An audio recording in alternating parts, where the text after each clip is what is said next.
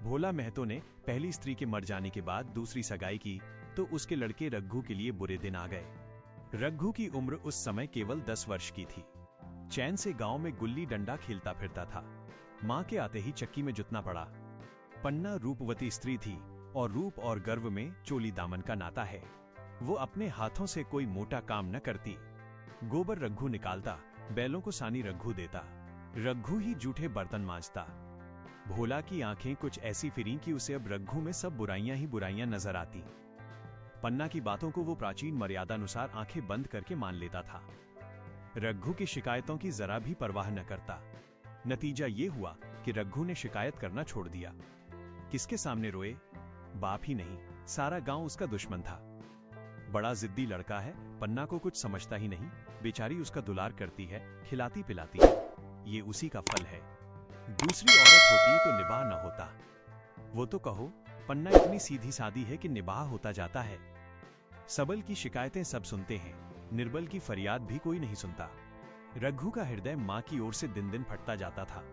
यहां तक कि 8 साल गुजर गए और एक दिन भोला के नाम मृत्यु का संदेश आ पहुंचा।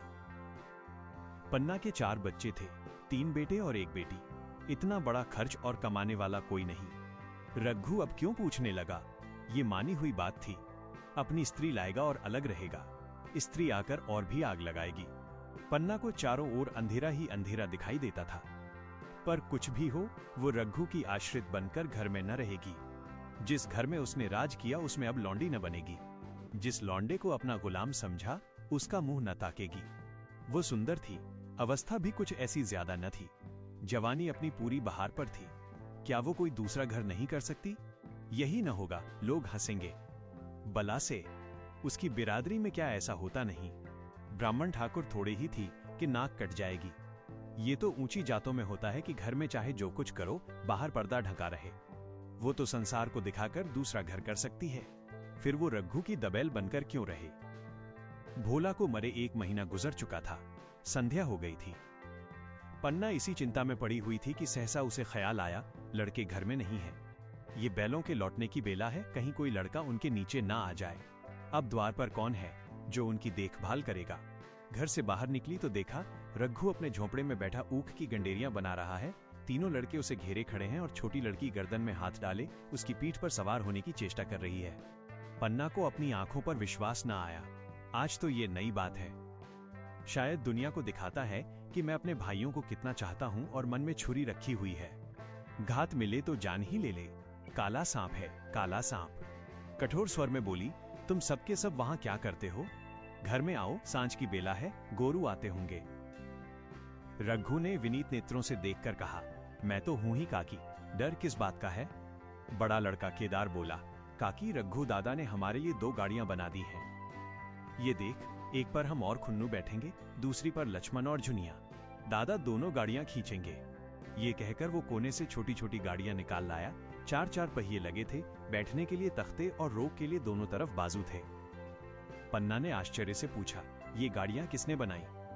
केदार ने चिढ़कर कहा, रघु दादा ने बनाई हैं और किसने? भगत के घर से बसूला और रुखानी मांग लाए और झटपट बना दी। खूब दौड़ती हैं काकी। बैठ खुन्नू, मैं खींचूं। खुन्नू गाड़ी में बैठ गया। केदार खींचने लगा। चरचर का शोर हुआ, मानो गाड़ी भी इस खेल में लड़कों के साथ शरीक है। लक्ष्मण ने दूसरी गाड़ी पर बैठकर कहा, दादा खींचो। रघु ने झुनिया को भी गाड़ी में बैठा दिया और गाड़ी खींचता हुआ दौड़ा। तीनों लड़के तालियां बजाने लगे। पन्ना चकित नेत्रों से यह दृश्य देख रही थी और सोच रही थी कि ये वही रघु है या और। थोड़ी देर के बाद दोनों गाड़ियां लौटी। लड़के घर में आकर इस यान यात्रा के अनुभव बयान करने लगे। कितने खुश थे सब, मानो हवाई जहाज पर बैठ आए हों। खुन्नू ने कहा, काकी सच, पेड़ दौड़ रहे थे। लक्ष्मण और बचिया कैसी भागी, सबकी सब दौड़ी। केदार काकी, रघु दादा दोनों गाड़ियां एक साथ खींच ले जाते हैं। झुनिया सबसे छोटी थी। उसकी व्यंजना शक्ति उछल कूद और नेत्रों तक परिमित थी। तालियां बजा बजा कर नाच रही थी। खुन्नू, अब हमारे घर गाय भी आ जाएगी काकी। रघु दादा ने गिरधारी से कहा है कि हमें एक गाय ला दो। गिरधारी बोला, कल लाऊंगा। केदार 3 सेर दूध देती है काकी, खूब दूध पिएंगे। इतने में रघु भी अंदर आ गया। पन्ना ने अवहेलना की दृष्टि से देखकर पूछा, क्यों रघु, तुमने गिरधारी से कोई गाय मांगी है? रघु ने क्षमा प्रार्थना के भाव से कहा, हाँ मांगी तो है, कल लावेगा। पन्ना रुपए किसके घर से आएंगे, ये भी सोचा है? रघु सब सोच लिया है काकी। मेरी ये मोहर है ना, इसके 25 रुपए मिल रहे हैं, 5 रुपए बचिया के मुजरा दे दूंगा, बस गाय अपनी हो जाएगी। पन्ना सन्नाटे में आ गई। अब उसका अविश्वासी मन भी रघु के प्रेम और सज्जनता को अस्वीकार न कर सका। बोली, मोहर को क्यों बेचे देते हो? गाय की अभी कौन जल्दी है, हाथ में पैसे हो जाएं तो ले लेना। सूना सूना गला अच्छा न लगेगा। इतने दिनों गाय नहीं रही तो क्या लड़के नहीं जिए? रघु दार्शनिक भाव से बोला, बच्चों के खाने पीने के यही दिन है काकी, इस उम्र में न खाया तो फिर क्या खाएंगे? मुहर पहनना मुझे अच्छा भी नहीं मालूम होता, लोग समझते होंगे कि बाप तो मर गया, इसे मुहर पहनने की सूझी है। भोला महतो तो गाय की चिंता ही में चल बसे, न रुपए आए और न गाय मिली, मजबूर थे। रघु ने वो समस्या कितनी सुगमता से हल कर दी। आज जीवन में पहली बार पन्ना को रघु पर विश्वास आया। बोली, जब गहना ही बेचना है तो अपनी मुहर क्यों बेचोगे, मेरी हसली ले लेना। रघु, नहीं काकी, वो तुम्हारे गले में बहुत अच्छी लगती है, मर्दों को क्या, मुहर पहने या न पहने।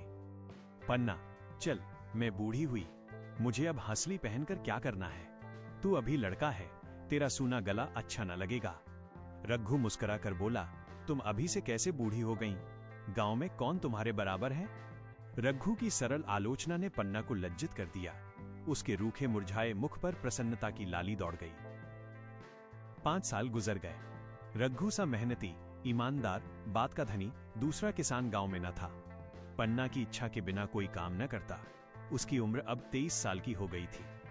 पन्ना बार बार कहती, भैया बहू को विदा करा लाओ, कब तक नहर में पड़ी रहेगी? सब लोग मुझी को बदनाम करते हैं कि यही बहू को नहीं आने देती, मगर रघु टाल देता था। कहता कि अभी जल्दी क्या है, उसे अपनी स्त्री के रंग ढंग का कुछ परिचय दूसरों से मिल चुका था। ऐसी औरत को घर में लाकर वो अपनी शांति में बाधा नहीं डालना चाहता था।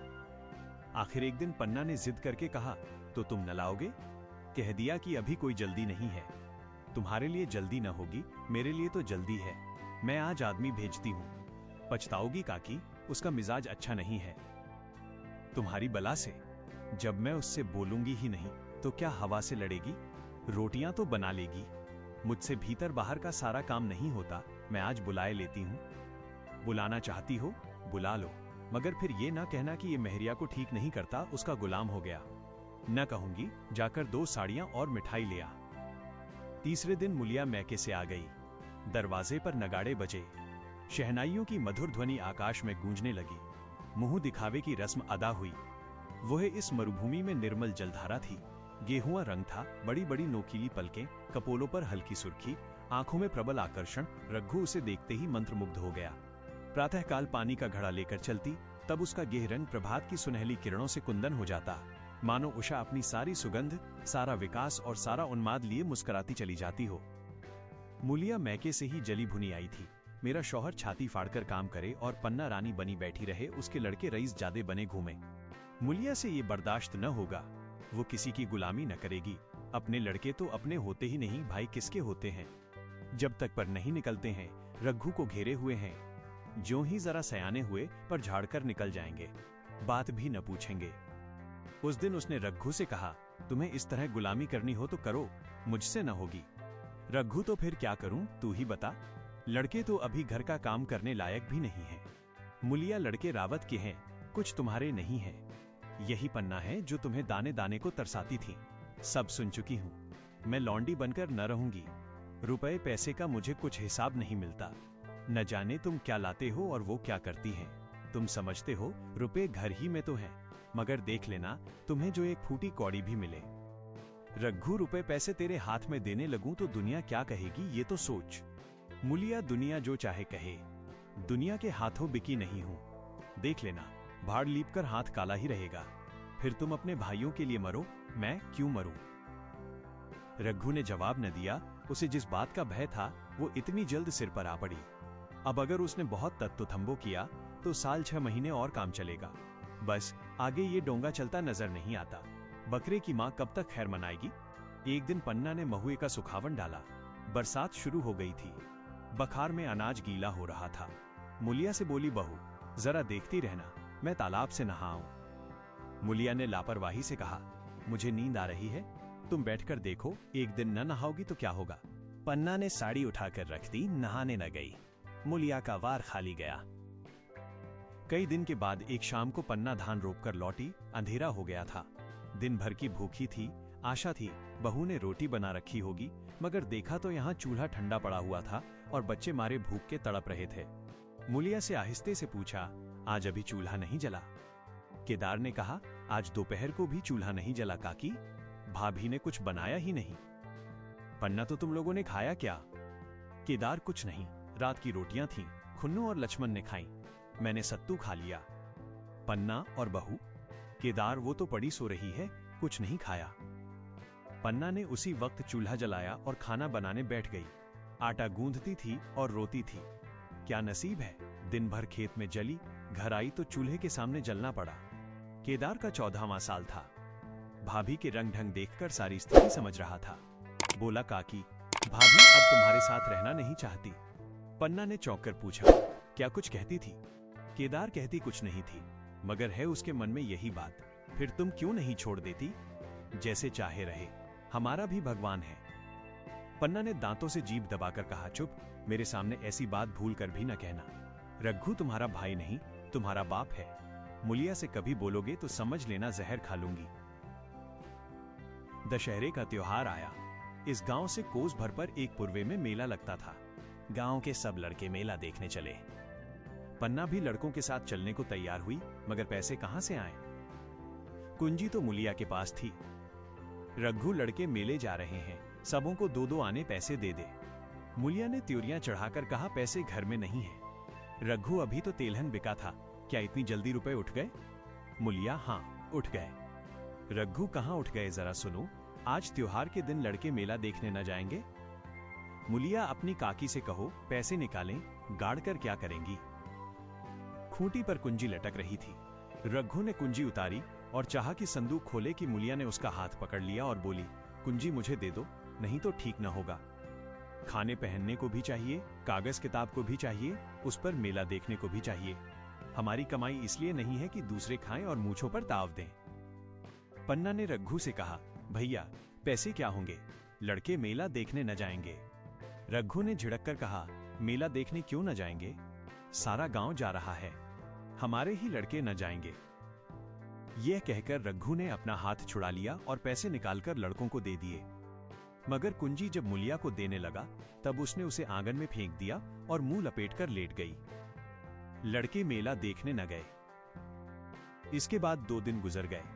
मुलिया ने कुछ नहीं खाया और पन्ना भी भूखी रही। रघु कभी इसे मनाता, कभी उसे, पर न यह उठती न वो।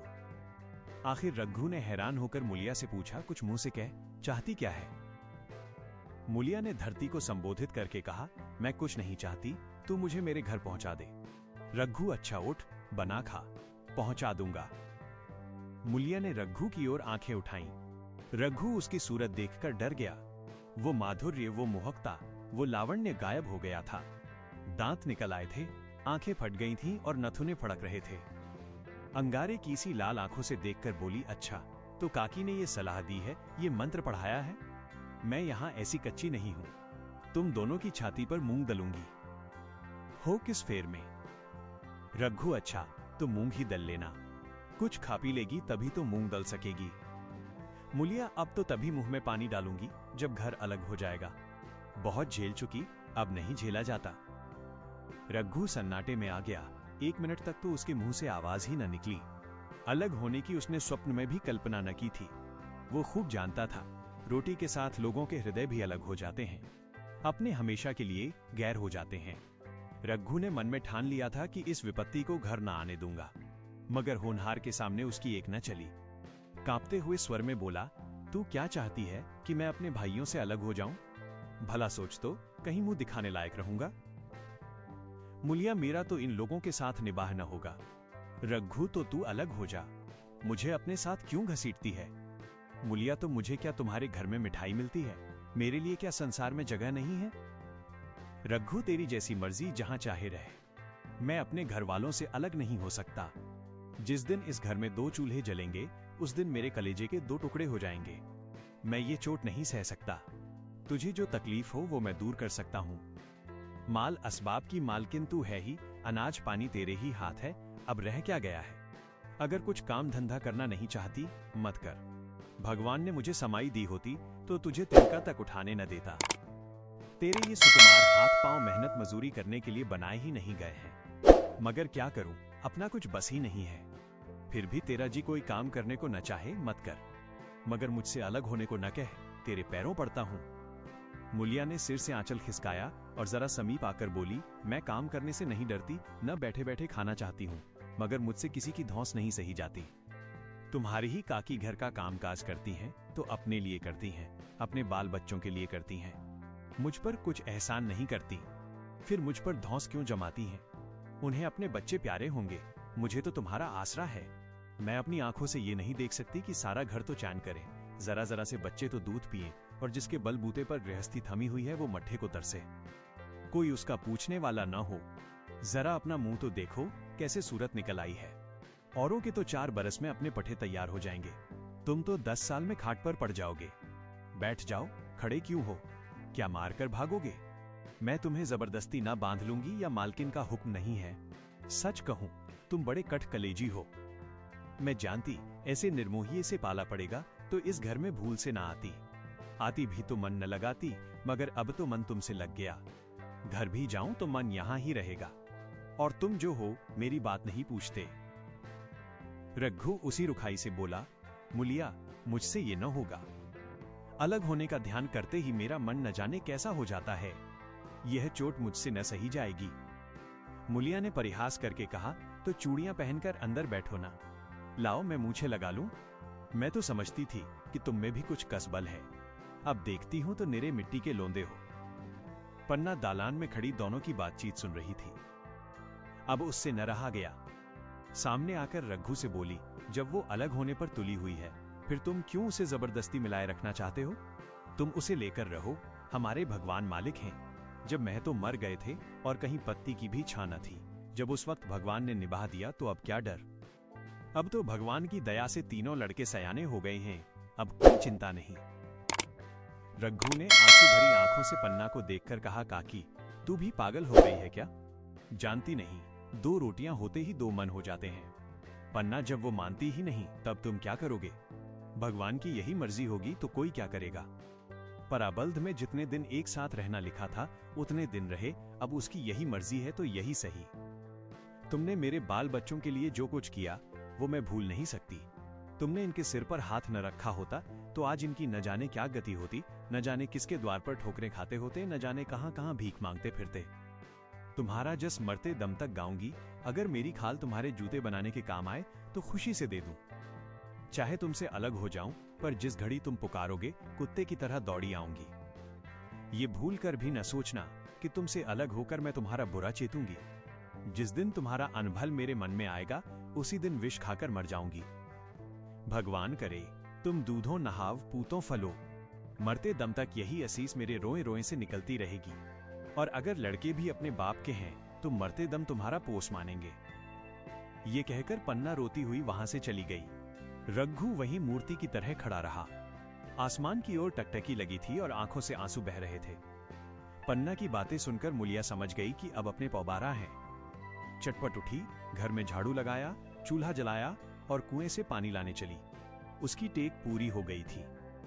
गांव में स्त्रियों के 2 दल होते हैं, एक बहुओं का, दूसरा सासों का। बहुएं सलाह और सहानुभूति के लिए अपने दल में जाती हैं, सासें अपने दल में। दोनों की पंचायतें अलग होती हैं। मुलिया को कुएं पर 2-3 बहुएं मिल गईं। एक ने पूछा, आज तो तुम्हारी बुढ़िया बहुत रोध हो रही थी। मुलिया ने विजय के गर्व से कहा, इतने दिनों से घर की मालकिन बनी हुई हैं, राजपाट छोड़ते किसे अच्छा लगता है? बहन, मैं उनका बुरा नहीं चाहती, लेकिन एक आदमी की कमाई में कहां तक बरकत होगी? मेरे भी तो यही खाने पीने पहनने ओढ़ने के दिन हैं। अभी उनके पीछे मरो, फिर बाल बच्चे हो जाएं, उनके पीछे मरो, सारी जिंदगी रोते ही कट जाए। एक बहू बुढ़िया यही चाहती है कि ये बस जन्म भर लौंडी बनी रहे, मोटा झूठा खाए और पड़ी रहे। दूसरी बहू, किस भरोसे पर कोई मरे? अपने लड़के तो बात नहीं पूछते, पराए लड़कों का क्या भरोसा? कल इनके हाथ पांव हो जाएंगे, फिर कौन पूछता है। अपनी अपनी मेहरियों का मुंह देखेंगे। पहले से ही फटकार देना अच्छा है, फिर तो कोई कलंक न होगा। मुलिया पानी लेकर गई, खाना बनाया और रघु से बोली, जाओ नहा आओ, रोटी तैयार है। रघु ने मानो सुना ही नहीं, सिर पर हाथ रखकर द्वार की तरफ ताकता रहा। मुलिया क्या कहती हूं, कुछ सुनाई देता है, रोटी तैयार है, जाओ नहा आओ। रघु सुन तो रहा हूं, क्या बहरा हूं, रोटी तैयार है तो जाकर खा ले, मुझे भूख नहीं है।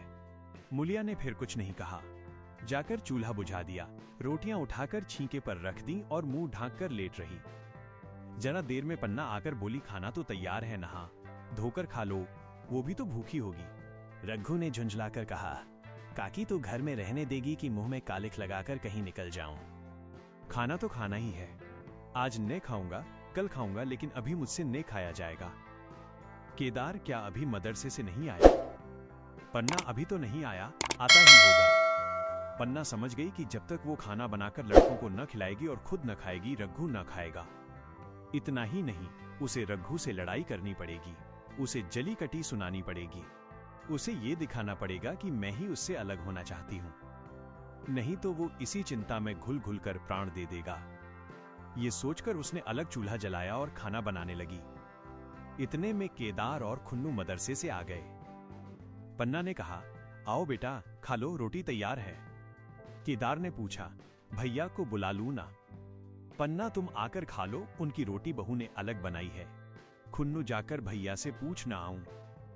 पन्ना, जब उनका जी चाहेगा खाएंगे। तू बैठकर खा, तुझे इन बातों से क्या मतलब? जिसका जी चाहेगा खाएगा, जिसका जी न चाहेगा न खाएगा। जब वो और उसकी बीवी अलग रहने पर तुले हैं तो कौन मनाए? केदार तो क्या अम्मा जी, क्या हम अलग घर में रहेंगे? पन्ना, उनका जी चाहे एक घर में रहें, जी चाहे आंगन में दीवार डाल लें। खुन्नू ने दरवाजे पर आकर झांका, सामने फूस की झोपड़ी थी, वहीं खाट पर पड़ा रघु नारियल पी रहा था। खुन्नू भैया तो अभी नारियल लिए बैठे हैं। पन्ना, जब जी चाहेगा खाएंगे। केदार भैया ने भाभी को डांटा नहीं। मुलिया अपनी कोठरी में पड़ी सुन रही थी, बाहर आकर बोली, भैया ने तो नहीं डांटा, अब तुम आकर डांटो। केदार के चेहरे का रंग उड़ गया, फिर जबान न खोली। तीनों लड़कों ने खाना खाया और बाहर निकले। लू चलने लगी थी। आम के बाग में गांव के लड़के लड़कियां हवा से गिरे हुए आम चुन रहे थे। केदार ने कहा, आज हम भी आम चुनने चलें, खूब आम गिर रहे हैं। खुन्नू दादाजी बैठे हैं। लक्ष्मण, मैं न जाऊंगा, दादा घुड़केंगे। केदार, वो तो अब अलग हो गए। लक्ष्मण, तो अब हमको कोई मारेगा तब भी दादा न बोलेंगे। केदार, वाह, तब क्यों न बोलेंगे? रघु ने तीनों लड़कों को दरवाजे पर खड़े देखा पर कुछ बोला नहीं। पहले तो वो घर से बाहर निकलते ही उन्हें डांट बैठता था, पर आज वो मूर्ति के समान निश्चल बैठा रहा। अब लड़कों को कुछ साहस हुआ, कुछ दूर और आगे बढ़े। रघु अब भी न बोला। कैसे बोले वो सोच रहा था। काकी ने लड़कों को खिला पिला दिया, मुझसे पूछा तक नहीं। क्या उसकी आंखों पर भी पर्दा पड़ गया है? अगर मैंने लड़कों को पुकारा और वो न आए तो मैं उनको मार पीट तो न सकूंगा। लू में सबके सब मारे मारे फिरेंगे, कहीं बीमार न पड़ जाएं। उसका दिल महसूस कर रह जाता था, लेकिन मुंह से कुछ कह न सकता था। लड़कों ने देखा कि ये बिल्कुल नहीं बोलते तो निर्भय होकर चल पड़े। सहसा मुलिया ने आकर कहा, अब तो उठोगे कि अब भी नहीं? जिनके नाम पे फाका कर रहे हो, उन्होंने मजे से लड़कों को खिलाया और आप खाया, अब आराम से सो रही हैं। मोर पिया मोरी बात न पूछे, मोर सुहागिन नाव। एक बार भी तो मुंह से न फटा कि भैया खा लो। रघु को इस समय मर्मांतक पीड़ा हो रही थी। मुलिया के इन कठोर शब्दों ने घाव पर नमक छिड़क दिया। दुखित नेत्रों से देखकर बोला, तेरी जो मर्जी थी वही तो हुआ, अब जा ढोल बजा। मुलिया नहीं, तुम्हारे लिए थाली परोसे बैठी हैं। रघु, मुझे चिढ़ा मत, तेरे पीछे मैं भी बदनाम हो रहा हूं। जब तू किसी की होकर नहीं रहना चाहती तो दूसरे को क्या गरज है जो तेरी खुशामद करे। जाकर काकी से पूछ, लड़के आम चुनने गए हैं, उन्हें पकड़ लाऊं। मुलिया अंगूठा दिखाकर बोली, ये जाता है, तुम्हें 100 बार गरज हो जाकर पूछो। इतने में पन्ना भी भीतर से निकल आई। रघु ने पूछा, लड़के बगीचे में चले गए काकी, लू चल रही है। पन्ना, अब उनका कौन 75 है, बगीचे में जाएं, पेड़ पर चढ़ें, पानी में डूबे, मैं अकेली क्या क्या करूं? रघु जाकर पकड़ लाऊं?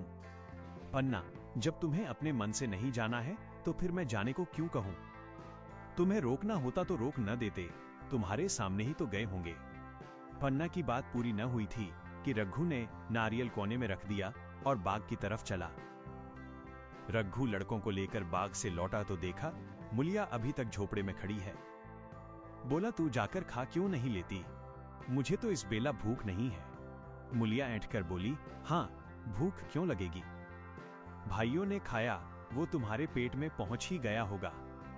रघु ने दांत पीसकर कहा, मुझे जला मत मुलिया, नहीं तो अच्छा न होगा। खाना कहीं भागा नहीं जाता, एक बेला न खाऊंगा तो मर न जाऊंगा। क्या तू समझती है घर में आज कोई छोटी बात हो गई है? तूने घर में चूल्हा नहीं जलाया, मेरे कलेजे में आग लगाई है। मुझे घमंड था कि और चाहे कुछ हो जाए पर मेरे घर में फूट का रोग ना आने पावेगा, पर तूने मेरा घमंड चूर कर दिया। परालब्ध की बात है। मुलिया तिनक्कर बोली, सारा मोह छोह तुम्ही को है कि और किसी को भी है? मैं तो किसी को तुम्हारी तरह बिसूरते नहीं देखती। रघु ने ठंडी सांस खींचकर कहा, मुलिया घाव पर नोन न छिड़क, तेरे ही कारण मेरी पीठ में धूल लग रही है। मुझे इस गृहस्थी का मोह न होगा तो किसे होगा? मैंने ही तो इसे मरमर जोड़ा। जिनको गोद में खिलाया वही अब मेरे पट्टीदार होंगे। जिन बच्चों को मैं डांटता था उन्हें आज कड़ी आंखों से भी नहीं देख सकता। मैं उनके भले के लिए भी कोई बात करूं तो दुनिया यही कहेगी कि ये अपने भाइयों को लूटे लेता है। जा, मुझे छोड़ दे, अभी मुझसे कुछ न खाया जाएगा। मुलिया, मैं कसम रखा दूंगी नहीं, चुपके से चले चलो। रघु, देख अब भी कुछ नहीं बिगड़ा है, अपनी हट छोड़ दे। मुलिया, हमारा ही लहू पिए जो खाने न उठे। रघु ने कानों पर हाथ रखकर कहा, ये तूने क्या किया मुलिया? मैं तो उठ ही रहा था, चल खा लूं। नहाने धोने कौन जाए, लेकिन इतना कह देता हूं कि चाहे 4 की जगह 6 रोटियां खा जाऊं।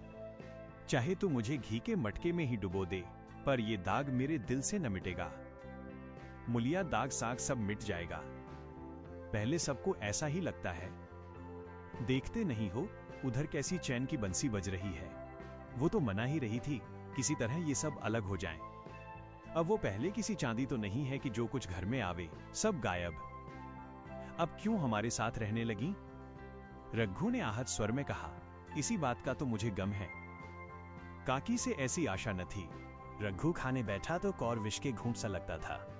जान पड़ता था रोटियां भूसी की हैं। दाल पानी सी लगती थी, पानी भी कंठ के नीचे न उतरता था। दूध की तरफ देखा तक नहीं। 2-4 ग्लास खाकर उठाया जैसे किसी प्रियजन के श्राद्ध का भोजन हो। रात का भोजन भी उसने इसी तरह किया। भोजन क्या किया, कसम पूरी की। रात भर उसका चित्त उद्विग्न रहा। एक अज्ञात शंका उसके मन पर छाई हुई थी, जैसे भोला महतो द्वार पर बैठा रो रहा हो। वो कई बार चौंक कर उठा। ऐसा जान पड़ा भोला उसकी ओर तिरस्कार की आंखों से देख रहा है। वो दोनों जून का भोजन करता था, पर जैसे शत्रु के घर भोला की शोकमग्न मूर्ति आंखों से न उतरती थी। रात को उसे नींद न आती। वो गांव में निकलता तो इस तरह मुंह चुराए सिर झुकाए मानो गोहत्या की हो। 5 साल गुजर गए। रघु अब 2 लड़कों का बाप था। आंगन में दीवार खिंच गई थी, खेतों में मेड़े डाल दी गई थी और बैल बधिये बांट लिए गए थे। केदार की उम्र अब 16 साल की हो गई थी। उसने पढ़ना छोड़ दिया था और खेती का काम करता था। खुन्नू गाय चराता था। केवल लक्ष्मण अब तक मदरसे जाता था। पन्ना और मुलिया दोनों एक दूसरे की सूरत से जलती थीं। मुलिया के दोनों लड़के बहुधा पन्ना के पास ही रहते। वही उन्हें उबटन मलती, वही काजल लगाती, वही गोद में लिए फिरती, मगर मुलिया के मुंह से अनुग्रह का एक शब्द भी न निकलता। न पन्ना ही इसकी इच्छुक थी। वो जो कुछ करती निर्व्याज भाव से करती थी। उसके 2-2 लड़के कमाऊ हो गए थे। लड़की खाना पका लेती थी, वो खुद ऊपर का काम काज कर लेती। इसके विरुद्ध रघु अपने घर का अकेला था, वह भी दुर्बल, अशक्त और जवानी में बूढ़ा। अभी आयु 30 वर्ष से अधिक न थी, लेकिन बाल खिचड़ी हो गए थे, कमर भी झुक चली थी, खांसी ने जीर्ण कर रखा था, देखकर दया आती थी। और खेती पसीने की वस्तु है। खेतों की जैसी सेवा होनी चाहिए, वह उससे न हो पाती। फिर अच्छी फसल कहां से आती? कुछ ऋण भी हो गया था। वो चिंता और भी मारे डालती थी। चाहिए तो ये था कि अब उसे कुछ आराम मिलता। इतने दिनों के निरंतर परिश्रम के बाद सिर का बोझ कुछ हल्का होता। किंतु मुलिया की स्वार्थपरता और अदूरदर्शिता ने लहराती हुई खेती उजाड़ दी। अगर सब एक साथ रहते तो वो अब तक पेंशन पा जाता। मजे से द्वार पर बैठा हुआ नारियल पीता। भाई काम करता, वो सलाह देता, मैं तो बना फिरता। कहीं किसी के झगड़े चुकाता, कहीं साधु संतों की सेवा करता। पर वो अवसर हाथ से निकल गया। अब तो चिंता भार दिन दिन बढ़ता जाता था।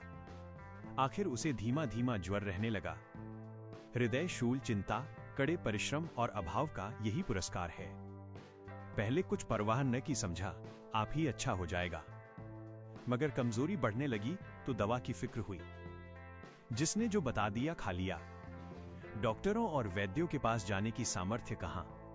और सामर्थ्य भी होती तो रुपए खर्च कर देने के सिवा और नतीजा ही क्या था? जीर्ण ज्वर की औषधि आराम है और पुष्टिकारक भोजन। न वो बसंत मालती का सेवन कर सकता था और न आराम से बैठकर बलवर्धक भोजन कर सकता था। कमजोरी बढ़ती ही गई। पन्ना को अवसर मिलता तो वो आकर उसे तसल्ली देती। लेकिन उसके लड़के अब रघु से बात भी न करते थे। दवा दारू तो क्या करते उसका, और मजाक उड़ाते।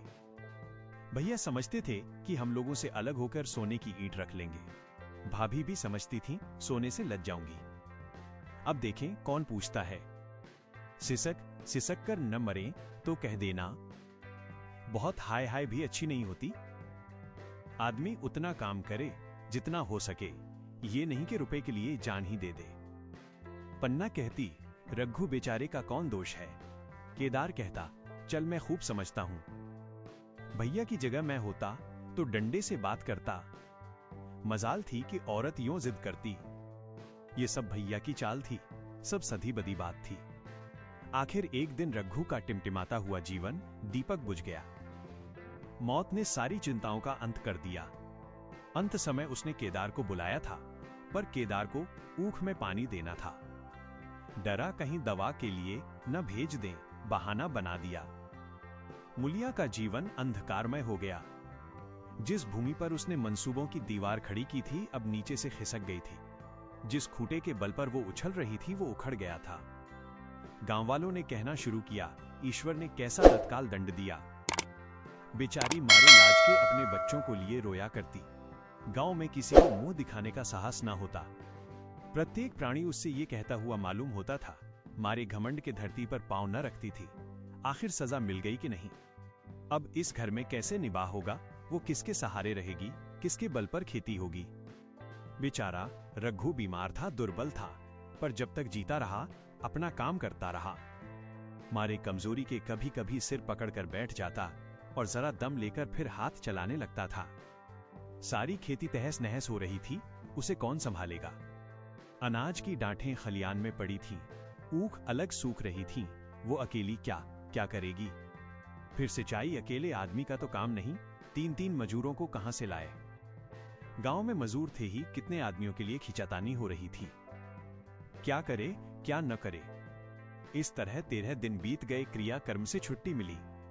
दूसरे ही दिन सवेरे मुलिया ने दोनों बालकों को गोद में उठाया और अनाज मारने चली। खलिहान में पहुंचकर उसने एक को तो पेड़ के नीचे घास के नर्म बिस्तर पर सुला दिया और दूसरे को वहीं बैठाकर अनाज मारने लगी। बैलों को हाँकती थी और रोती थी क्या, इसीलिए भगवान ने उसको जन्म दिया था। देखते देखते क्या से क्या हो गया। इन्हीं दिनों पिछले साल भी अनाज मारा गया था। वो रघु के लिए लोटे में शरबत और मटर की घुगनी लेकर आई थी। आज कोई उसके न आगे है न पीछे, लेकिन किसी की लौंडी तो नहीं हूं। उसे अलग होने का अब भी पछतावा न था। एकाएक छोटे बच्चे का रोना सुनकर उसने उधर ताका तो बड़ा लड़का उसे चुमकार कर कह रहा था, भैया चुप रहो। धीरे धीरे उसके मुंह पर हाथ फेरता था और चुप करने के लिए विकल था। जब बच्चा किसी तरह न चुप हुआ तो वो खुद उसके पास लेट गया और उसे छाती से लगाकर प्यार करने लगा। मगर जब ये प्रयत्न भी सफल न हुआ तो वो रोने लगा। उसी समय पन्ना दौड़ी आई और छोटे बालक को गोद में उठाकर प्यार करती हुई बोली, लड़कों को मुझे क्यों न दे आई बहू? हाय हाय, अभी बेचारा धरती पर पड़ा लोट रहा है। जब मैं मर जाऊं तो जो चाहे करना, अभी तो जीती हूं। अलग हो जाने से बच्चे तो नहीं अलग हो गए। मुलिया ने कहा, तुम्हें भी तो छुट्टी नहीं थी, अम्मा क्या करती? पन्ना, तो तुझे यहां आने की ऐसी क्या जल्दी थी? डांट मार न जाती, 3 लड़के तो हैं और किस दिन काम आएंगे? केदार तो कल ही मारने को कह रहा था, पर मैंने कहा पहले ऊख में पानी दे लो फिर अनाज मारना। मड़ाई तो 10 दिन बाद भी हो सकती है। ऊख की सिंचाई न हुई तो सूख जाएगी। कल से पानी चढ़ा हुआ है, परसों तक खेत पुर जाएगा, तब मड़ाई हो जाएगी। तुझे विश्वास न आवेगा, जब से भैया मरे हैं केदार को बड़ी चिंता हो गई है। दिन में 100 बार पूछता है, भाभी बहुत रोती तो नहीं है? देख लड़के भूखे तो नहीं है? कोई लड़का रोता है तो दौड़ा आता है, देख अम्मा क्या हुआ बच्चा, क्यों रोता है? कल रोकर बोला, अम्मा मैं जानता कि भैया इतनी जल्दी चले जाएंगे तो उनकी सेवा कर लेता। कहां जगाए जगाए उठता था, अब देखती हो पहर रात से उठकर काम में लग जाता है। खुन्नू कल जरा सा बोला, पहले हम अपनी ऊख में पानी दे लेंगे, तब भैया की ऊख में देंगे। उस पर केदार ने ऐसा डांटा कि खुन्नू के मुंह से फिर बात न निकली। बोला, कैसी तुम्हारी और कैसी हमारी ऊख भैया ने जिला न लिया होता तो आज या तो मर गए होते या कहीं भीख मांगते। आज तुम बड़े ऊख वाले बने हो, ये उन्हीं का पुण्य प्रताप है कि आज भले आदमी बने बैठे हो। परसों रोटी खाने को बुलाने गई तो मड़ैया में बैठा रो रहा था। पूछा क्यों रोता है, तो बोला, अम्मा भैया इसी अलग योझे के दुख से मर गए नहीं, अभी उनकी उम्र ही क्या थी। ये उस बखत न सूझा नहीं, उनसे क्यों बिगाड़ करते। ये कहकर पन्ना ने मुलिया की ओर संकेतपूर्ण दृष्टि से देखकर कहा, तुम्हें वो अलग न रहने देगा बहू। कहता है भैया हमारे लिए मर गए तो हम भी उनके बाल बच्चों के लिए मर जाएंगे। मुलिया की आंखों से आंसू जारी थे। पन्ना की बातों में आज सच्ची वेदना, सच्ची सांत्वना, सच्ची सचिंता भरी हुई थी। मुलिया का मन कभी उसकी ओर इतना आकर्षित न हुआ था। जिनसे उसे व्यंग्य और प्रतिकार का भय था, वे इतने दयालु, इतने शुभेच्छु हो गए थे। आज पहली बार उसे अपनी स्वार्थपरता पर लज्जा आई, पहली बार आत्मा ने अलग्योझे पर धिक्कारा। इस घटना को हुए 5 साल गुजर गए। पन्ना आज बूढ़ी हो गई है। केदार घर का मालिक है, मुलिया घर की मालकिन है। खुन्नू और लक्ष्मण के विवाह हो चुके हैं, मगर केदार अभी तक कुंवारा है। कहता है मैं विवाह न करूंगा। कई जगहों से बातचीत हुई, कई सगाइयां आईं, पर उसने हामी न भरी। पन्ना ने कंपे लगाए, जाल फैलाए, पर वो न फंसा। कहता औरतों से कौन सुख। मेहरिया घर में आई और आदमी का मिजाज बदला। फिर जो कुछ है वो मेहरिया है, माँ बाप भाई बंधु सब पराये हैं। जब भैया जैसे आदमी का मिजाज बदल गया तो फिर दूसरों की क्या गिनती। 2 लड़के भगवान के दिए हैं और क्या चाहिए। बिना ब्याह किए 2 बेटे मिल गए, इससे बढ़कर और क्या होगा। जिसे अपना समझो वह अपना है, जिसे गैर समझो वो गैर है। एक दिन पन्ना ने कहा, तेरा वंश कैसे चलेगा। केदार मेरा वंश तो चल रहा है, दोनों लड़कों को अपना ही समझता हूं। पन्ना समझने ही पर है तो तू मुलिया को भी अपनी मेहरिया समझता होगा। केदार ने झेपते हुए कहा, तुम तो गाली देती हो अम्मा। पन्ना गाली कैसी, तेरी भाभी ही तो है। केदार मेरे जैसे लठ गंवार को वो क्या पूछने लगी। पन्ना तू करने को कहे तो मैं उससे पूछूं। केदार नहीं, मेरी अम्मा कहीं रोने गाने न लगे। पन्ना तेरा मन हो तो मैं बातों बातों में उसके मन की थाह लूं। केदार मैं नहीं जानता, जो चाहे कर। पन्ना केदार के मन की बात समझ गई। लड़के का दिल मुलिया पर आया हुआ है, पर संकोच और भय के मारे कुछ नहीं कहता। उसी दिन उसने मुलिया से कहा, क्या करूं बहू, मन की लालसा मन में ही रही जाती है। केदार का घर भी बस जाता तो मैं निश्चिंत हो जाती। मुलिया वो तो करने को ही नहीं कहते। पन्ना कहता है, ऐसी औरत मिले जो घर में मेल से रहे तो कर लूं। मुलिया ऐसी औरत कहां मिलेगी, कहीं ढूंढो। पन्ना मैंने तो ढूंढ लिया है। मुलिया सच किस गांव की है। पन्ना अभी न बताऊंगी, मुदा ये जानती हूं कि उससे केदार की सगाई हो जाए तो घर बस जाए और केदार की जिंदगी भी सफल हो जाए। न जाने लड़की मानेगी कि नहीं। मुलिया मानेगी क्यों नहीं, अम्मा ऐसा सुंदर कमाऊ सुशील वर और कहां मिल सकता है। उस जन्म का कोई साधु महात्मा है, नहीं तो लड़ाई झगड़े के डर से कौन बिन ब्याह रहता है। कहां रहती है, मैं जाकर उसे मना लाऊं। पन्ना तू चाहे तो मना ले, तेरे ही ऊपर है। मुलिया, मैं आज ही चली जाऊंगी, अम्मा उसके पैरों पड़कर मना लाऊंगी। पन्ना, बता दूं वो तू ही है। मुलिया लजाकर बोली, तुम तो अम्मा जी गाली देती हो। पन्ना, गाली कैसी, देवर ही तो है। मुलिया, मुझ जैसी बुढ़िया को वह क्यों पूछेंगे? पन्ना, वो तुझी पर दांत लगाए बैठा है, तेरे सिवा कोई और उसे भाती ही नहीं। डर के मारे कहता नहीं, पर उसके मन की बात मैं जानती हूं। वैधव्य के शोक से मुरझाया हुआ मुलिया का पीत बदन कमल की भांति अरुण हो उठा। 10 वर्षों में जो कुछ खोया था, उसी एक क्षण में मानो ब्याज के साथ मिल गया। वही लावण्य, वही विकास, वही आकर्षण, वही लोच।